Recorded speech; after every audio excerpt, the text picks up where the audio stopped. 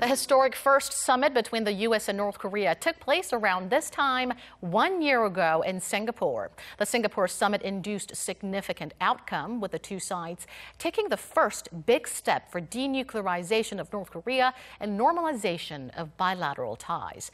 Denuclearization talks, however, remain in deadlock amid Washington and Pyongyang's discord on denuclearization approach. Today, we go in-depth on where we stand 1 year after the Singapore summit. For that, Dr. Kim Kwang-Jin of the Institute for National Security Strategy now joins me in the studio. Thank you for coming in today. Thank you for having me here. Now, a South Korean media outlet reported that some of Kim Jong-un's closest aides may have been purged, but those people in question, including Kim Yong-chol, North Korea's top nuclear negotiator for the past Pyongyang-Washington summits, and Kim Jong-un's sister, Kim Yo-jong, were spotted recently in public. Why do you think they're showing up in public now after a period of absence? Actually, there is no rule in North Korea that some top officials should be on the screen or in public in certain terms. But this time, I think is a kind of setup, an intentional appearance of these two faces soon after the report from one of South Korean's media outlet, that there was a trouble to these people and one person was executed. So soon after this report, I think North Korean government authorities intentionally revealed those two faces this time. Reports from South Korea's 조선일보 suspected that Kim Yong-chol and Kim Yo-jong could either have been forced to hard labor or detention for failing to bring up good outcome at the Hanoi summit in February. What's your speculation on their political positions now? It's very clear that North Korean leader Chairman Kim has lost face after the Hanoi summit, because they didn't create an outcome from that summit. And actually, before he left Pyongyang, I think he was quite sure, probably 80 or 90% sure, that they could make an agreement with President Trump. But the result was different. Last day, things broke down, and they didn't have a good result from that. So I think Kim has lost face, and in North Korea, if this kind of thing happened, the guys should take responsibility in two ways.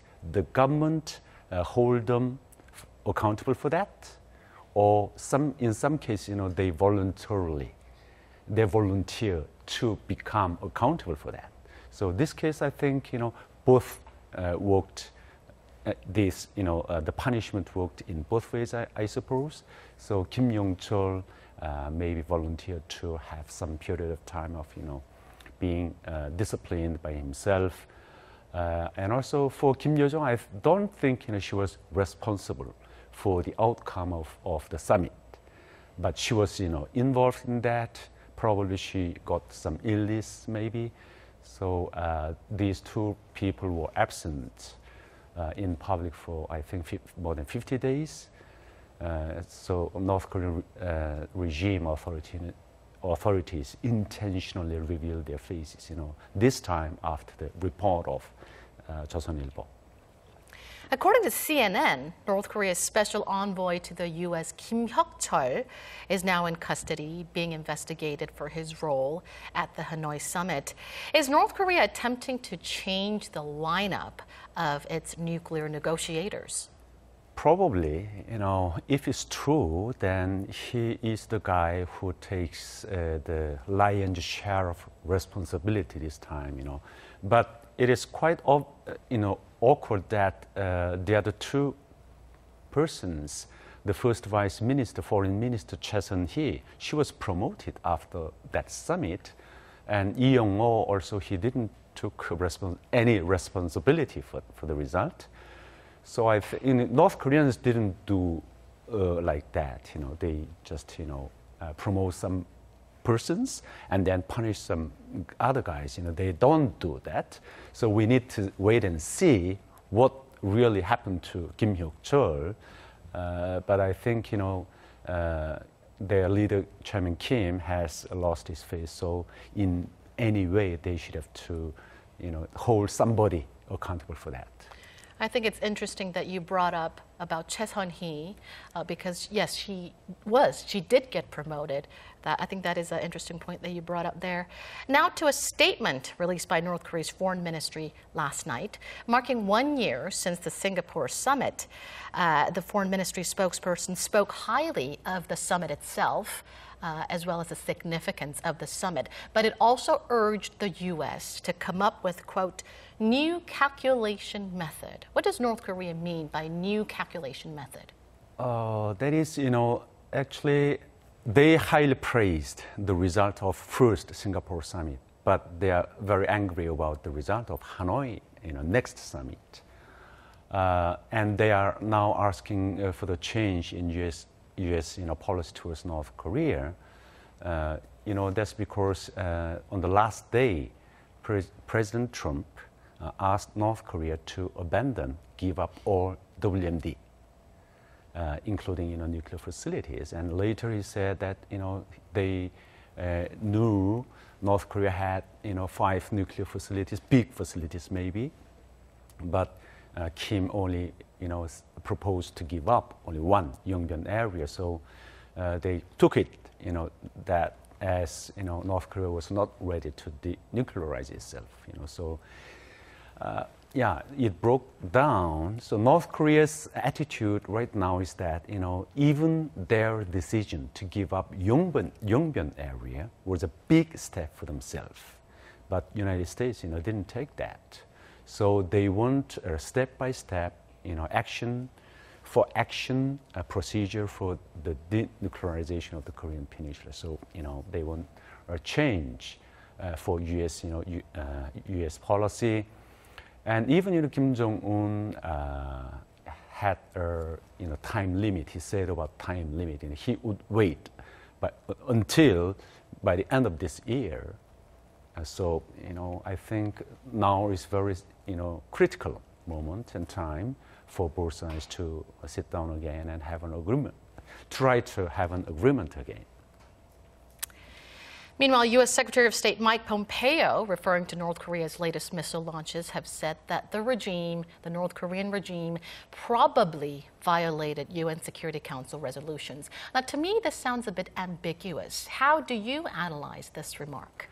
Actually, after those 2 missile launches tests, there were some different, confusing remarks from the United States. Actually, President Trump said he doesn't care about this, small weapon test. But the security advisor, John Bolton, he said that it is the violation of the UN resolution. And for the State Secretary, Pompeo, I think he had also some, confusing remarks for that. And also the Defense, Secretary had commented on that. So I think different positions have different, rules, and they have their own, positions for that. But it is a kind of, alarm to North Korea that you need to make a decision quickly, and we need to sit down again and talk about the denuclearization. I think they are trying to give that kind of message to North Korea. President Moon Jae-in on Monday met with acting U.S. Defense Chief Patrick Shanahan in Seoul. And President Moon stressed the need to provide humanitarian aid to North Korea, while Shanahan stressed that the sanctions cannot be lifted until North Korea takes further action for denuclearization. What do you make of the difference?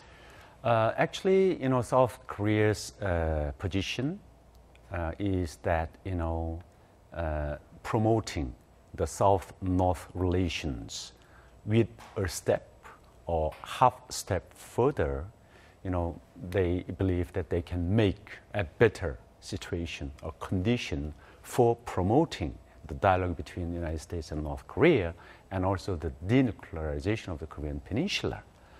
But until now, because of these sanctions and international unity, united approach to North Korea, South Korean government cannot, do that unilaterally. I mean, they cannot, turn a blind eye to all these, UN resolutions, and they cannot behave or act unilaterally towards North Korea, irrespective of the resolutions and the United States alliance position. So let's say, the Kaesong Industrial Complex, Kumgangsan tourism, resumption of that, and also the food aid to North Korea and other stuff, very big aid, they cannot do that alone. So until now, the South Korean government is still maintaining the position to stand side by side with the international community to the solution of denuclearization in North Korea. And United States, they always, say the same thing, that before before they do have the actual progress in denuclearization, there wouldn't be any, lifting of sanction or sanction relief. So that is a very consistent position and behavior from United States. Right. Now to the Seoul-Washington defense talks. The future South Korea-U.S. Joint Command, following an envisioned transfer of wartime operational control from Washington to Seoul, is to be led by a 4-star South Korean general. What are the implications of this agreement? I'm not a military expert, but, in general, the command position, if there's a transfer for that, then the responsibility of military operations or control should be transferred to the other side. So that means South Korean general and South Korean army would or should take more responsibility in running the combined forces, and also, it is related to the transfer of the wartime operation control, operation command of the combined forces. So in the past, for decades, I think South Korea tried to have that, transfer, and it was delayed. So I think different experts and different, army officials and generals might have different, understanding or positions to this result and decision. But in general, I think the responsibility, there would be a big change, in the command control. Now, another thing that came up during the defense talks is the moving of Combined Forces Command headquarters currently in Seoul down south to Camp Humphreys in Pyeongtaek, reversing last year's plan to keep it in Seoul. What do you think about the idea of the relocation? I think, until now, the commander in charge of these combined forces and UN forces and United States Army, military, people here, it was one person. But if that combined forces, if the chief was replaced by the South Korean general, I think there should be a replacing or repositioning of these command, positions. And to that end, I think, United States tried to put more, focus on UN command. And now UN command is in, Pyeongtaek. So I think they're trying to give, the control power to that, UN command, I think. All right, Dr. Kim, thank you so much for your insights tonight. Thank you. And that does it for this edition of News in Depth from all of us here at Arirang. Thank you for watching.